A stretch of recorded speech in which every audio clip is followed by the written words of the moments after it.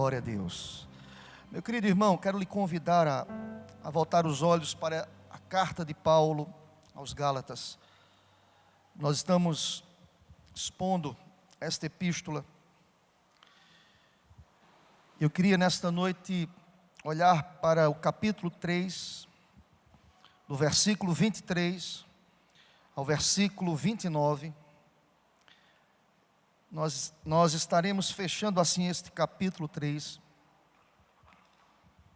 que nos diz que a lei aponta para Cristo, que nos fala sobre o propósito da lei.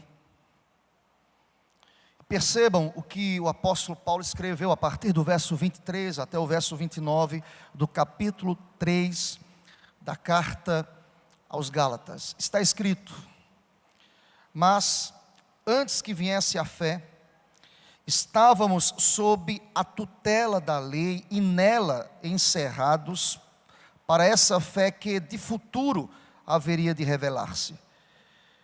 De maneira que a lei nos serviu de aio. Todas as vezes que você olhar para a expressão aio, você deve colocar no seu coração o sinônimo aqui, como tutor, como condutor.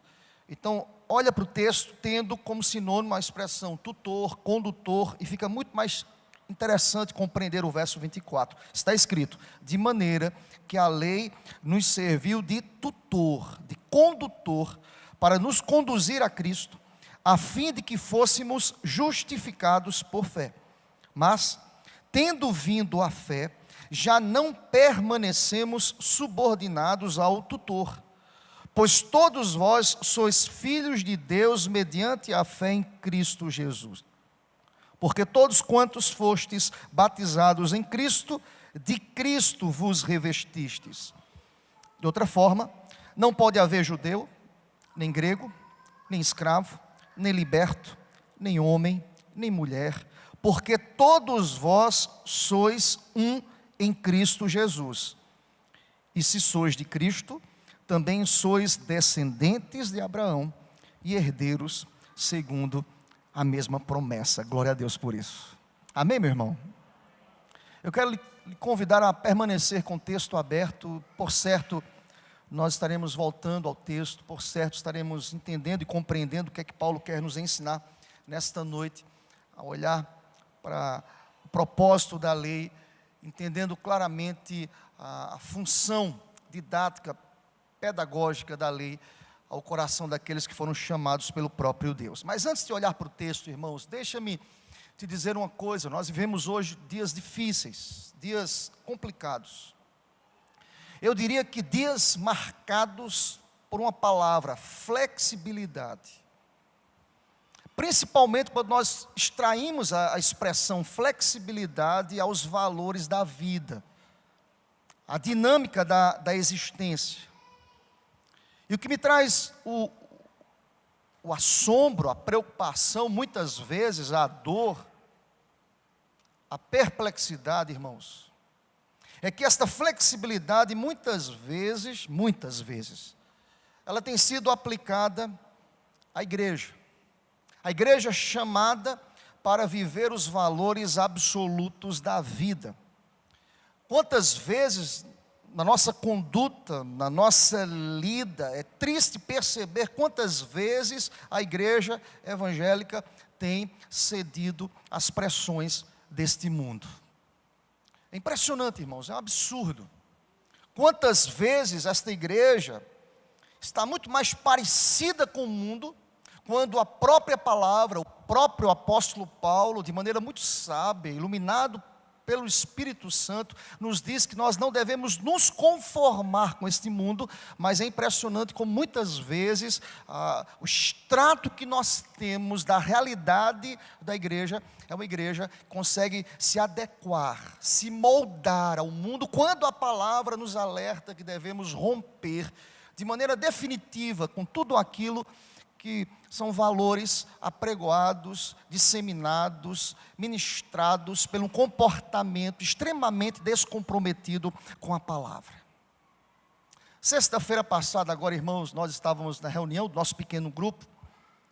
E o nosso pequeno grupo, o tema dele é Graça em Movimento, a graça em movimento, é o favor de Deus em movimento através das nossas vidas. E eu citei, irmãos, lá no pequeno grupo, como introdução, nós estamos expondo o livro de Eclesiastes, e eu citei para os irmãos ali presentes um livro que é um clássico da nossa literatura, Grande Sertão Veredas, e eu falei que é interessante como o autor daquele livro, que escreve na primeira pessoa, ele apresenta os vários questionamentos que são linkados aos sertões da existência humana. Perguntas como: o que é o bem, o que é o mal, o que é Deus, o que é o diabo? E cada vez que ele levanta essas perguntas, associando-as aos sertões da existência, ele vai responder durante a leitura daquele livro que a existência humana está à procura de veredas.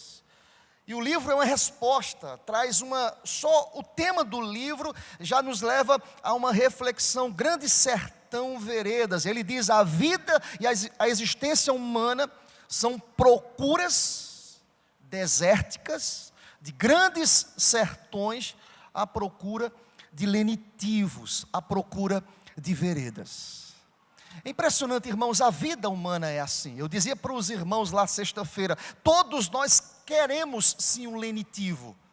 Nós não somos masoquistas. Todos nós queremos a graça, a bênção, a resposta. Quem de nós que não chegou aqui hoje à noite disposto a ouvir uma palavra e que essa palavra pudesse vir de encontro às nossas necessidades? Eu estou aqui também nesta noite porque eu creio de fato que Deus traz ao nosso coração renovos, porque Ele nos diz através de Sua própria palavra que as Suas misericórdias, elas se renovam a cada manhã. Eu concordo com o autor, nós temos alguns questionamentos nos sertões existenciais das nossas vidas. Todos nós queremos as veredas, mas presta atenção, nós não podemos a qualquer preço procurar essas veredas, porque presta atenção, querido, um sertão, uma ambiência, um solo extremamente seco, desafiador, é muito mais renovador para a gente, quando Deus está presente nesses momentos, em nome do Senhor. Você crê nisso? Amém, querido? Mesmo em meio aos sertões da vida, Deus está conosco. E eu quero fazer uma ponte aqui para a gente hoje à noite, irmãos. É impressionante como de maneira muito sutil, os valores absolutos da palavra de Deus têm sido relativizados. Vivemos dias que mensagens contra o adultério, a mentira, a fofoca, a idolatria, a pornografia não têm sido condenadas. Vivemos dias em que as pessoas estão de fato à procura de veredas, de bálsamos a qualquer preço, colocando na vala comum valores que são absolutos. Pouco se fala hoje sobre o amor sacrificial, abnegado do esposo para com a sua esposa. Pouco se fala sobre a experiência ali alinhada e apontada por Paulo de que Cristo amou a sua igreja e assim o esposo deve amar a sua esposa como Cristo amou a sua igreja. Precisamos de palavras assim, que apontem a Cristo, que apontem o libertador, que apontem uma relação íntima, familiar, que glorifique o nome do Senhor. Pouco se fala, irmãos, sobre a esposa submissa do seu marido, que está ali para ser a sua adjuntora, auxiliadora, que foi levantada pelo próprio Deus. Pouco se fala sobre isso, irmãos. Os dias são maus. Pregar temas como esses não é tão popular, irmãos. Não agrega muita gente. Não traz uma soma expressiva de fiéis e de adeptos. Pelo contrário, cada vez que se levanta mensagens que apresentam verdades absolutas, nós temos visto isso. O número reduz. A mensagem não é convidativa, a mensagem não é agregadora. Muitas vezes, eu quero que você entenda nesta noite, é que nós não podemos apresentar à luz das Escrituras apenas a figura do Deus que é bonzinho, aquele Deus que está sempre pronto a atender os pedidos, está sempre pronto a oferecer uma vida abastada, bem-sucedida, e muitos correm para ouvir essas mensagens, mas deixa-me te dizer uma coisa: nós precisamos entender que Deus, de maneira absoluta, mesmo quando nos leva aos sertões existenciais, Deus está conosco todos os dias até a consumação dos séculos. Aleluia. Eu quero que você olhe para esse texto, meu irmão, nessa perspectiva, porque cada vez mais que nós apresentamos uma palavra que está flexibilizada pelos valores do mundo, note bem, querido, os fundamentos são corroídos. A base, ela deixa de ter um alicerce bom, saudável. Quando os valores absolutos são atacados, minados, corroídos, quem sofre é a igreja, quem sofre é o rebanho, quem sofre comunidade. Eu quero que você faça um link, dita essas palavras que de alguma forma nós já falamos aqui para a igreja, que nós estamos estudando acerca das igrejas ali da Galácia, elas estavam se distanciando da verdadeira mensagem. Note bem, todas as vezes que nós nos distanciamos da mensagem, mesmo que o número de adeptos aumente, nós iremos pagar um preço altíssimo. Paulo nos fala sobre isso nesta carta. Nós conhecemos já o pano de fundo dela, irmãos. Nós já conhecemos que Paulo foi o fundador da igreja. Paulo estava preocupado com a igreja, mas foi necessário a Paulo ficar distante um período desses irmãos. E é interessante, quando Paulo se distancia desta igreja, quem se levanta? Falsos profetas, falsos ensinos, falsas ministrações. Os judaizantes se levantam nesse contexto, e eles diziam: olha, nós não queremos aqui desfazer a mensagem de Paulo, mesmo que nós duvidemos do seu apostolado, mas nós não queremos desfazer a mensagem de Paulo. Mas percebam o que eles falam: olha, é importante crer em Cristo Jesus pela fé, mas isso não é suficiente. Além da fé em Cristo, vocês precisam resgatar as obras da lei. Este é o pano de fundo, irmãos. Uma mensagem sutil, capciosa, sorrateira, que mina os alicerces. Eu estou aqui hoje à noite para lhe dizer que nós não podemos jogar na vala comum aquilo que foi muito caro, aquilo que foi sangue dos mártires, aquilo que foi pago um preço altíssimo. Homens que sempre pregaram a verdade, homens que sempre ministraram a palavra. Eu quero lhe dizer nessa noite, em nome do Senhor Jesus, não baixe a guarda, em nome do Senhor Deus, porque mesmo diante dos desafios de se pregar a verdade, olha aqui para mim, querido, nós não estamos sozinhos. Em Cristo nós somos mais do que vencedores. Glória a Deus. Deixa-me dizer uma coisa para você: você não está sozinho, Deus está com você. Ele está com você lá na sua família, quando todos desdenham desta mensagem. Ele está com você no seu trabalho, quando as pessoas falam: esta mensagem não é mais aplicável para os nossos dias. Eu acho que foi Charles Spurgeon, tido como o príncipe dos pregadores, pastor batista. Ele chegou a dizer que a Bíblia está mais atualizada do que o jornal que irá circular amanhã. A palavra de Deus é poderosa, irmãos. A palavra de Deus se renova a cada manhã. A palavra de Deus jamais deixará de ser aplicável. Paulo é a boca de Deus. Paulo é o homem levantado por Deus para dizer a este povo: olha, nós não podemos permitir que outra mensagem venha invadir, mesmo que seja uma mensagem convidativa, bonita, maquiada, interessante, com perfil piedoso e religioso. Tudo aquilo que nos faz afastar da palavra, que me faz afastar da palavra, eu preciso rejeitar em nome do Senhor Jesus. Esta é a preocupação de Paulo. Eu queria nesta noite, irmãos, olhando para o texto, do versículo 23 ao versículo 29, apresentar para a gente nesta noite apenas um ponto na nossa mensagem. Respondendo a pergunta, qual é o propósito da lei? Então, já que Paulo era alguém que estava dizendo que Cristo era suficiente, por que Paulo apresenta a esta igreja a realidade importantíssima da lei? Qual é o propósito da lei? Eu quero lhe responder hoje à noite, apenas com um ponto, no sermão e na ministração desta noite. Resposta de Paulo, é porque a lei nos conduz e nos aponta Cristo Jesus. Glória a Deus por isso. Qual é o propósito da lei? Apontar Cristo.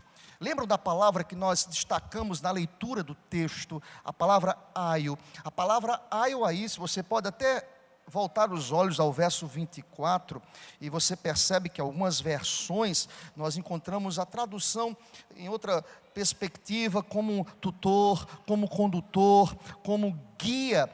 Nós temos várias traduções, e quando nós traduzimos o verso 24, dizendo de que maneira a lei nos serviu, é claro, irmãos, e Paulo não estava aqui dizendo a lei, esqueçam tudo aquilo que foi revelado, esqueçam o que a lei fez com vocês. Pelo contrário, a lei serviu sempre como um tutor, um guia, um condutor,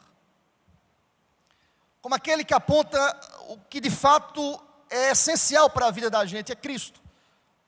A lei tem como missão conduzir a Cristo.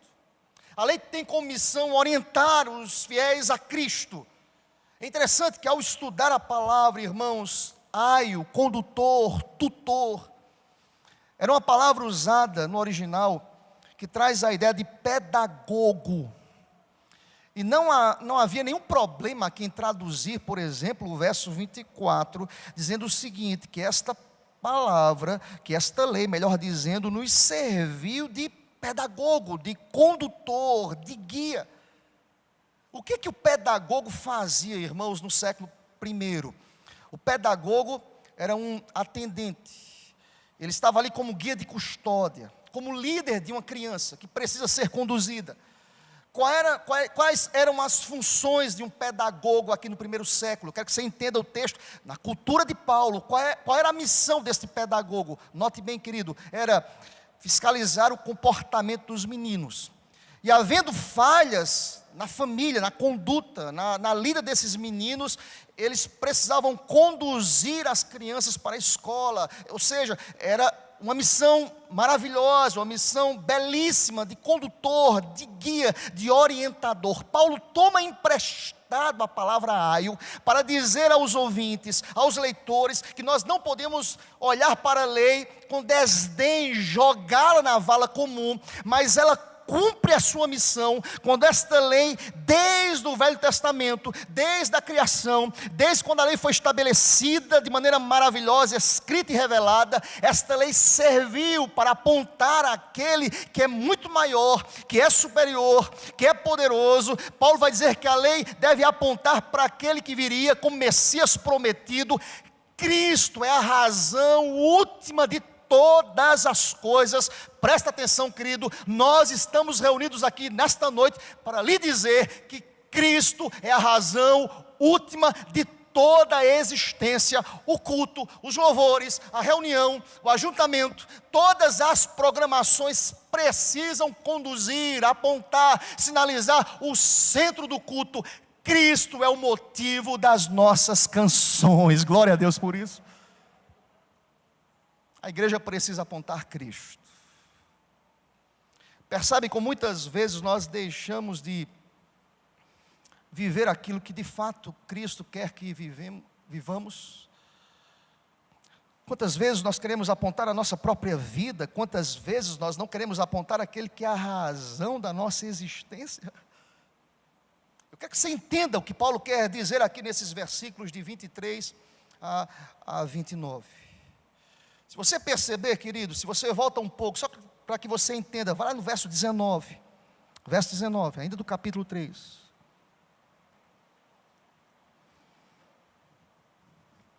Qual a função da lei?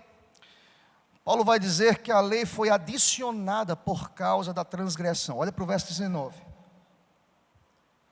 Qual, pois, a razão de ser da lei?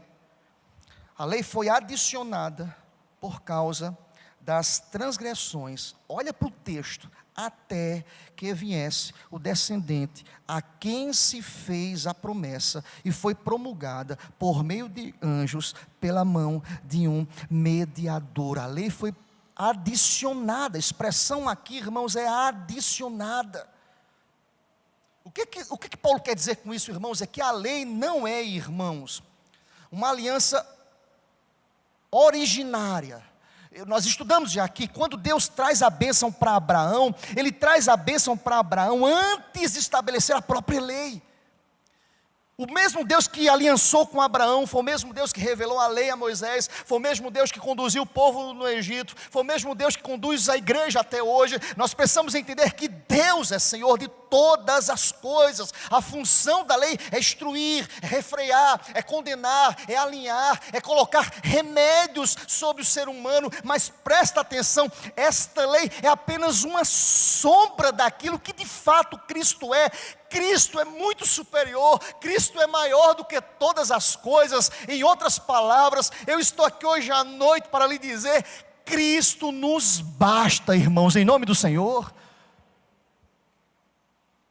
Cristo não precisa de programação para ser quem Ele é maior que isso. Cristo não precisa de culto especial, irmãos, Ele é maior que isso.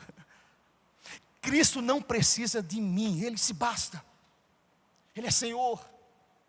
Isso me faz lembrar a visão que João teve em Apocalipse capítulo 4, capítulo 5, quando ali naquela visão magistral de João, levado pelo Espírito, João vai dizer: aquele que está assentado no trono. A expressão estar assentado revela-nos aquele que foi entronizado, que é Senhor, que reina, que tem o controle de todas as coisas. João vai dizer: aquele que está assentado no trono. Há uma hoste celestial louvando o seu nome, há uma multidão dizendo a Ele que é digno de honra, de glória e de louvores pelos séculos dos séculos. Cristo jamais perdeu o controle de todas as coisas. Paulo chama a atenção da igreja para dizer: o que é que vocês estão ouvindo desses judaizantes? Não permitam esta mensagem. Jesus não precisa de complemento, a cruz não precisa de complemento, a cruz é suficiente, o sacrifício de Cristo é suficiente. E eu estou aqui hoje à noite para lhe dizer em alto e bom som: Cristo nos basta, aleluia. Se você volta, mais uma vez, só para que você possa entender ao verso 19, olha comigo, em nome de Jesus. Qual a razão da lei? Ela foi adicionada por causa da transgressão, até que viesse o descendente. Se você olhar e ler o texto de maneira cuidadosa, vendo os detalhes do texto, a expressão até que denota aqui uma posição subordinada, irmãos. Calvino vai falar sobre isso. Ou seja, a lei foi maravilhosa, usada, necessária, mas até que chegasse aquele que é maior, que é superior. Então nós precisamos entender, irmãos, à luz da Escritura, que a lei aponta para Jesus. O culto precisa apontar para Jesus. Ele que de maneira soberana levantou os seus filhos, abençoou Abraão, se aliançou com Abraão, abençoou e levanta Moisés, levantou tantos homens usados, experimentados, ungidos pelo próprio Deus, mas todos eles apontam Cristo, tipificam Cristo. É Cristo, Ele é maior, Ele é suficiente, Ele é Senhor, e seja bendito o nome do Senhor para sempre. Eu preciso entender, irmãos, e aí eu quero que olhemos para o texto em nome do Senhor. Nós precisamos entender em nome do Senhor que Cristo nos basta, que Cristo é suficiente, que Cristo é Senhor de todas as coisas. Ao olhar para esse texto, irmãos, eu sou conduzido a entender, a amar mais o Senhor, a me prostrar diante do Senhor Deus. a reconhecer que de fato eu preciso dele, de fato ele é o Senhor da minha vida, porque quando nós olhamos mais uma vez para o versículo 24, olha comigo, de maneira que a lei nos serviu de tutor, de condutor, para nos conduzir a Cristo, a fim de que fôssemos justificados por fé. O que é fé, queridos? Dom de Deus. O que é fé? Dádiva de Deus. O que é fé? Bondade do Senhor. O que é fé? Misericórdia. Irmãos, toda mensagem, todo evangelho que deixa de apontar, que deixa de sinalizar, que deixa de nos mostrar a realidade de que de fato Cristo nos basta, Cristo, Ele é suficiente, esta mensagem precisa ser rejeitada em nome de Jesus. Presta atenção, querido, verso 25, mas tendo vindo a fé, nós não podemos mais permanecer subordinados a quem? Ao tutor que é a lei. Lembrem do contexto aqui. Judaizantes que se levantaram como missionários dentro da igreja para dizer aos ouvintes, olha, presta atenção, nós não estamos rejeitando a mensagem de Paulo, mas não rejeitem o tutor, não rejeitem a lei. Não joguem na vala comum a lei. Paulo vai dizer diferente. Paulo vai sinalizar, Paulo vai alinhar a conduta, o comportamento teológico da igreja, tendo vindo a fé. Nós não precisamos mais da lei, nós não permanecemos mais na lei. A lei é uma sombra, Jesus nos basta. Ela aponta Jesus, ela sinaliza o que é maior, o que é Senhor de todas as coisas. E presta atenção que ele vai dizer de maneira contundente no verso 26. Olha comigo, pois todos vós sois filhos de Deus mediante a fé em quem, irmãos? Em Cristo. Todas as coisas precisam convergir para Cristo, Ele é o centro, irmãos. Eu não sei o que lhe motiva a vir aqui hoje à noite. Quem sabe rever alguém, quem sabe se encontrar com alguém, quem sabe até participar da liturgia. Mas deixa-me dizer uma coisa, a coisa mais importante que precisamos entender, que culto deve ser celebrado, ministrado, para a glória daquele que está sentado no trono. Glória a Deus por isso. É isso que de fato importa, irmãos. Todas as outras coisas são complementos, são sombras. A coisa mais importante é quando o culto é cristocêntrico, a expressão culto cristocêntrico, é porque nós precisamos entender que nos reunimos aqui não apenas como um ajuntamento solene, é bonito, é importante, é litúrgico, é interessante, é até convidativo ao coração e à alma de alguns, mas se Cristo não for o centro, se Cristo não for adorado de fato, se Cristo não for reverenciado de fato, nada disso adianta, nenhum ajuntamento, por mais solene que possa ser, se Cristo de fato não for exaltado, todo o nosso ajuntamento não há sentido algum. Mas eu creio que nesta noite Cristo está sendo honrado e glorificado, glória a Deus por isso. Pastor, por que Paulo deu tanta ênfase à realidade de Cristo, mostrando que era superior à lei? Eu quero caminhar aqui para o verso 28. Olha comigo, irmãos.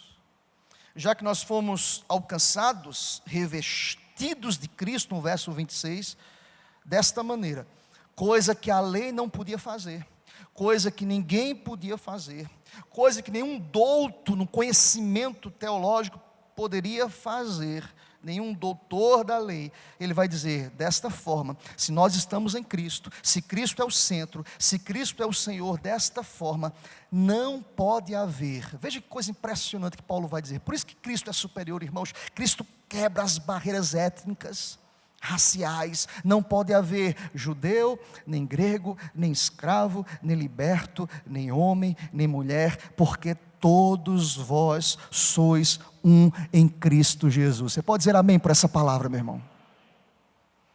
Você sabe por que nós estamos aqui hoje à noite? É porque Cristo, de fato, Ele é maior do que todas as coisas. Porque em Cristo não pode haver judeu nem grego.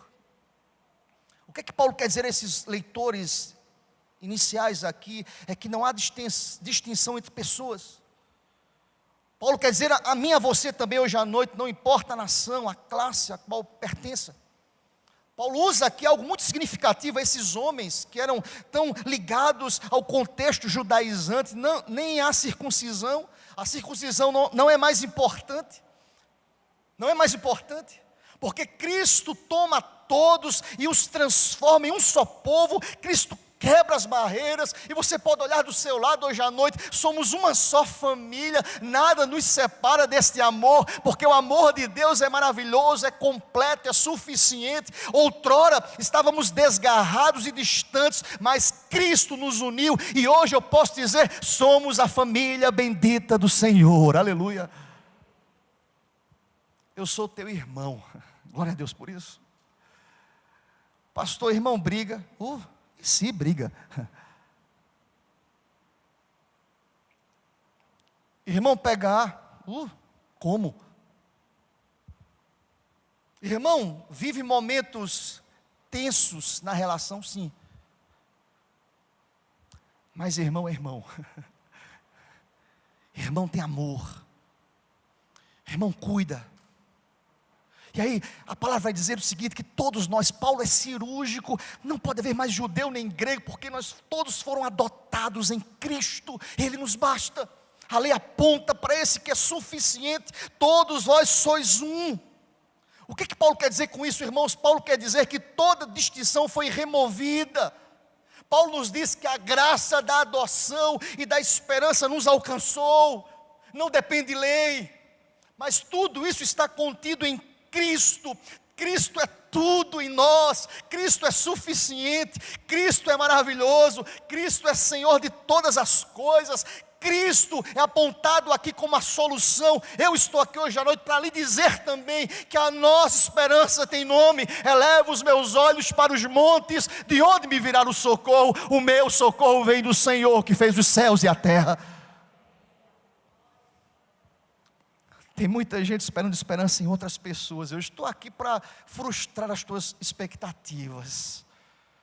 Esperança tem nome. A esperança é Jesus. Eu vou repetir, a esperança é Jesus. É Jesus. Ele basta. Ele é suficiente. É como se Paulo tivesse sido tomado pela lembrança tão cativante, tão transformadora de sua própria existência. Quem era eu? Eu era um perseguidor do Evangelho. Eu permitir mortes de cristãos. Eu tomava cartas de permissões dos imperadores da época para martirizar, para matar, para perseguir. Mas houve um momento, eu miserável pecador, que a graça de Cristo me alcançou. Eu fui transformado, não em um perseguido por amor ao Evangelho. Glória a Deus por isso. Nós somos um só. Deixa eu dizer uma coisa para você, querido irmão. Estamos caminhando para o final desta palavra. É interessante que, lembrem-se, a lei serve apenas como um tutor, um condutor para aquele que é suficiente. Eu fico pensando, irmãos, é que uma das bandeiras levantadas pelas pessoas que defendem os direitos humanos é justamente isso, a igualdade entre homem e mulher. E eu sou extremamente a favor das igualdades, mas elas precisam estar alinhadas com a palavra, irmãos, com Cristo.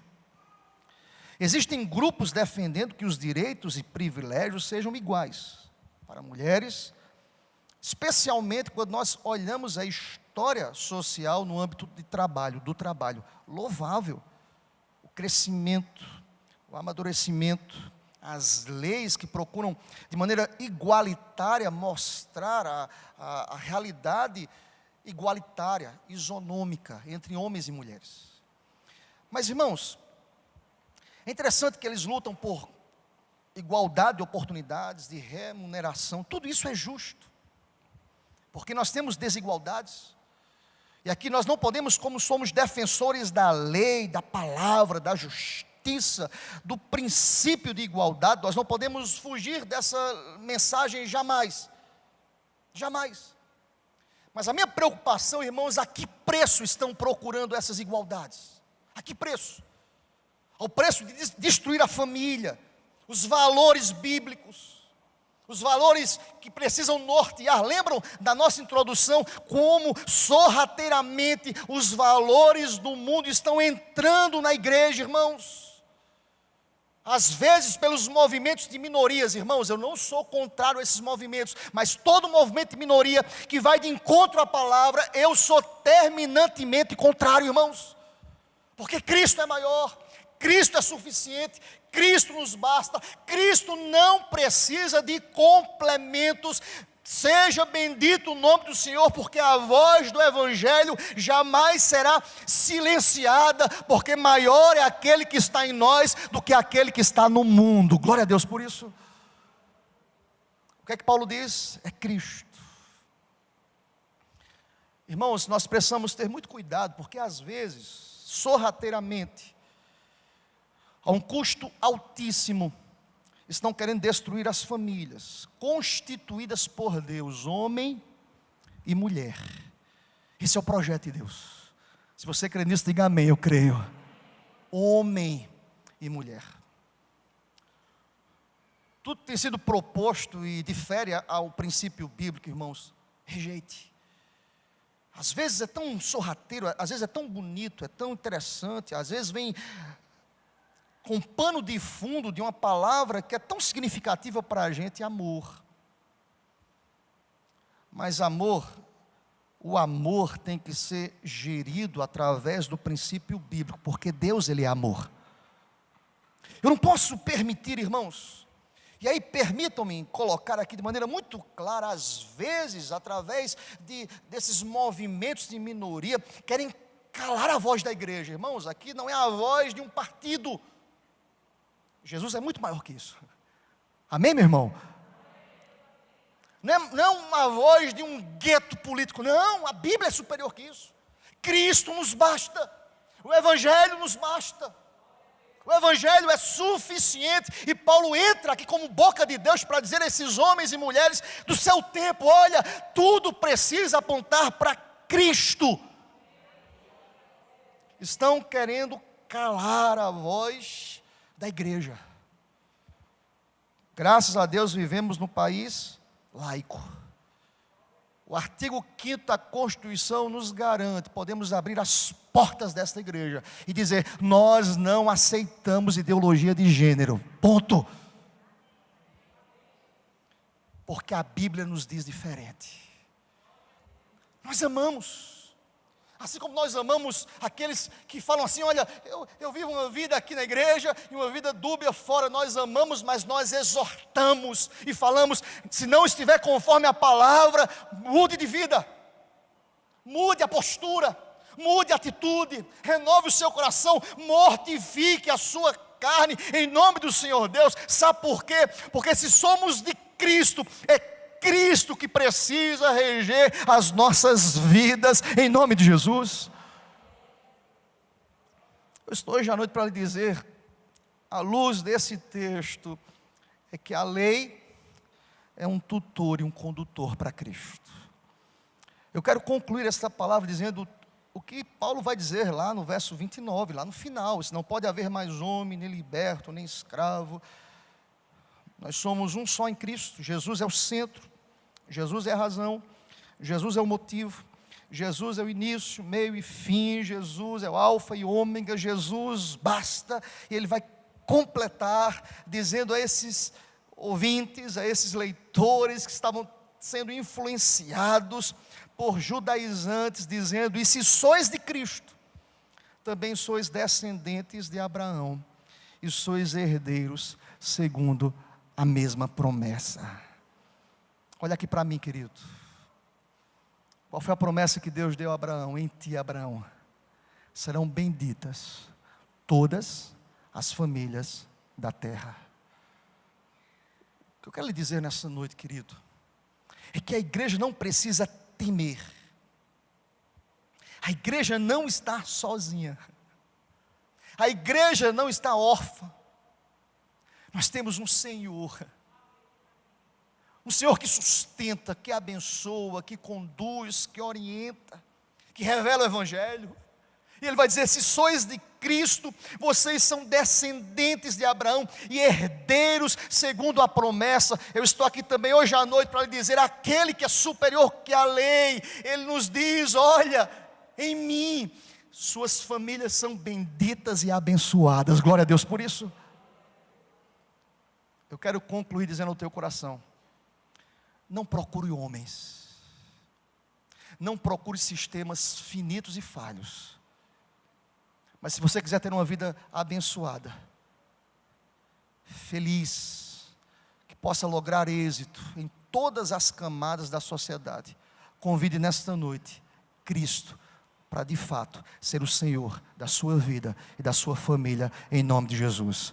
Todas as coisas precisam apontar para Cristo Jesus, Ele que é o bom pastor, Ele que é aquele que de maneira poética, Davi disse: o Senhor é o meu pastor e nada me faltará. Toda igreja comigo: o Senhor é o meu pastor e nada me faltará. Amém.